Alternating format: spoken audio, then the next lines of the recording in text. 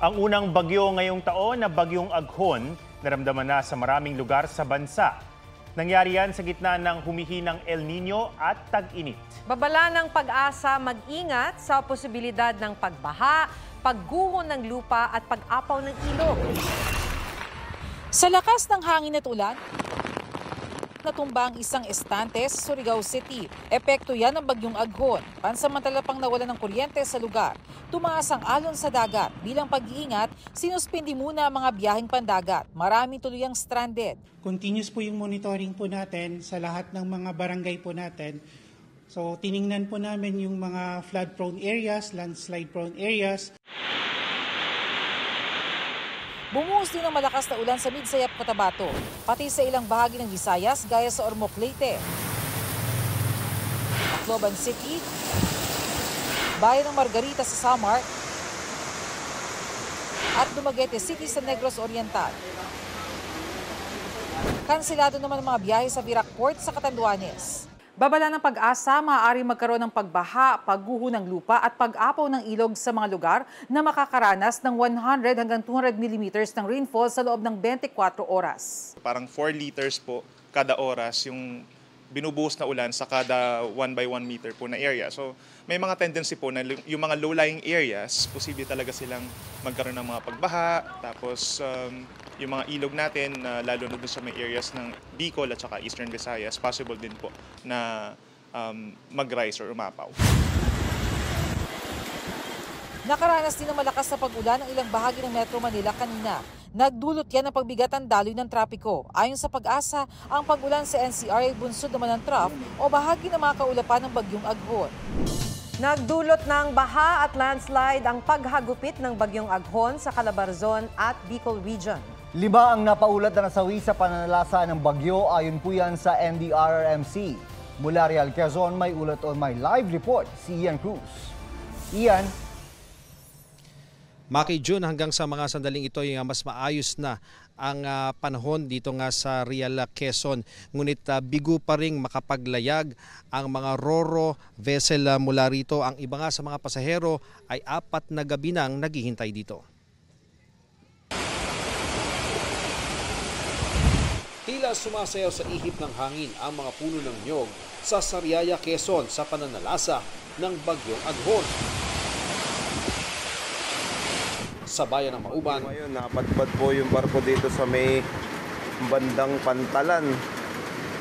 Buti na lang ay naisalba namin yung aming bangka.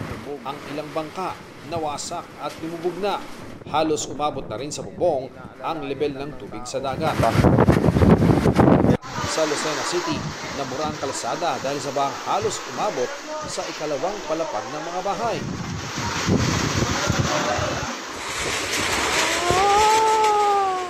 Sa Pagbilao, Quezon, winagayway ng malakas sa hangin ng isang gate. Sa bayan ng Real, nasira ang temporary bridge sa Barangay Pandan. Nang mabarahan ng lupa yung culvert sa ilalim, nag-overflow po yung tubig na nanggagaling sa itaas, kaya siyang naging sanhi ng pagkasira ng temporary bridge. Stranded ang nasa 200 pasahero sa pier, ang iba sa kanila Biyernes o Sabado pa sa Pantalan. Mahirap po kasi dyan kasi may bata, kaya kailangan po namin maghanap ng matutuluyan. Ayon sa isa sa namamahala sa operasyon ng ilang Roro at cargo vessel sa Real Port, maghihintay sila sa abiso ng mga otoridad. Kung pwede na po kaming umalis, aalis po kami kasi yung mga tao po kawawa din naman. Rumagasa naman sa kalsada ang bahang may kasamang putik at bato sa barangay Cagbulakaw sa Bakakay, Albay. Ayon sa LGU, may road construction na nagresulta sa pagragasa ng debris. Ang hiling na patubig ng mga magsasaka sa San Juan, Batangas, tila nasobrahan naman matapos malubog sa baha ang kanilang palayan. Sana ay maigahan ng tubig at ng sumaguli ang palay. Kung hindi sasaguli ang palay, sira ang aming mga itinanim. Pinasok din ng bahang ilang paaralan na nag-iwan ng makapal na putik. 5 na ang ulat ng pagkamatay sa kasagsagan ng bagyo. Kabilang isang sanggol na nasawi sa bayan ng Padre Burgos sa Quezon nang tangin ng baha ang kanilang bahay Sabado ng gabi. Kumpirmado namang 7 ang sugatan. kabilang ang 3 lalaki at isa pa nilang kaanak sa Legazpi, Albay. Habang nakasakay sa isang tricycle, nabagsakan sila ng puno.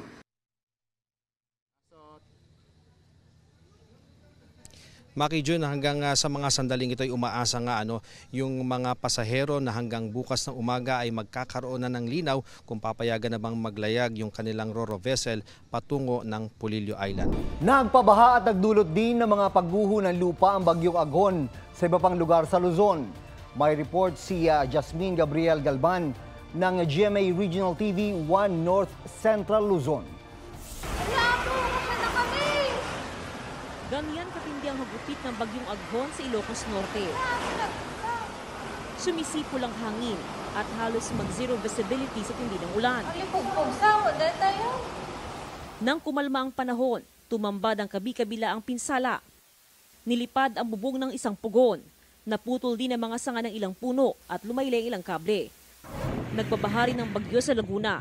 Sa sitio tabing ilog sa Pagsanhan, humupa na ang mga baha, pero problema ng mga residente ang paglilinis ng putik at burak sa kanilang mga gamit. Halos 200 pamilyang nasa evacuation center, 4 na bahay ang nawasak. Sa bayan ng Cavite, humambalang sa kalsada ang ilang nabuwal na puno, kaya nagsagawa ng clearing operation.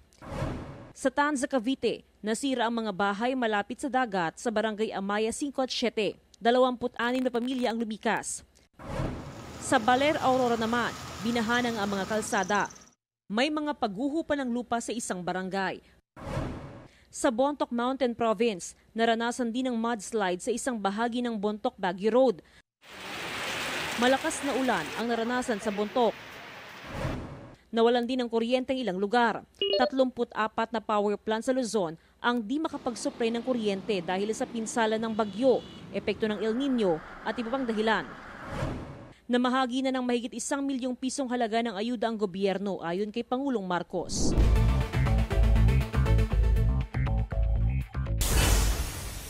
Isang pamilya inilikas matapos bumigay ang bahagi ng kalsada malapit sa City Hall ng Valenzuela City dulot ng malakas na pag-uulan.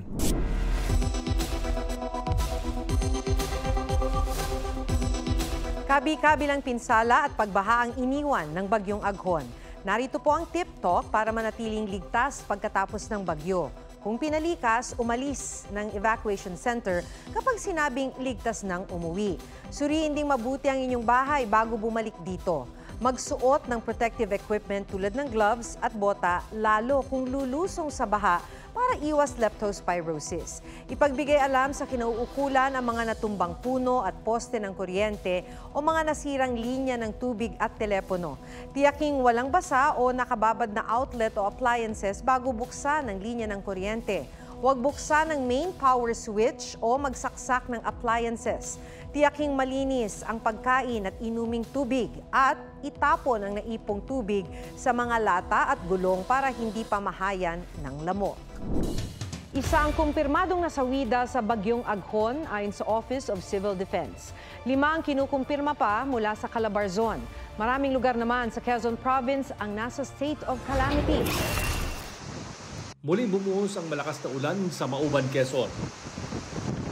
Sa Barangay Daungan, maraming bahay at bangka ang nasira. Santambak din ang basurang naanod mula sa dagat. Nananatili naman sa evacuation center ang ilang residente. Ang sumadsad na barge noong linggo, nadala na sa malalim na bahagi ng dagat. Sa bayan ng Real, pinayagan ng bumiyahe ang mga patungong Polillo Islands. Halos 300 pasahero ang stranded sa pantalan noong kasagsagan ng bagyo. Malawak din ang pinsalang iniwan ng bagyo sa Lucena City. Sa Barangay Kota, mahigit 24,000 na residente ang naapektuhan. Malaking tulong naman po inibigay sa amin. Ngayon po, ang gusto ko pong mangyari, madagdagan yung aking sa amin ng mga pang-toothbrush, saka po yung pang-dingding dito, saka po damit, saka yung mga underwear po gano'n. Talagang hindi pa po kami nakakabili. Malungkot to, hindi ko alam kung paano babangon. Wala na pong sapatos yung 2 anak kong gagraduate.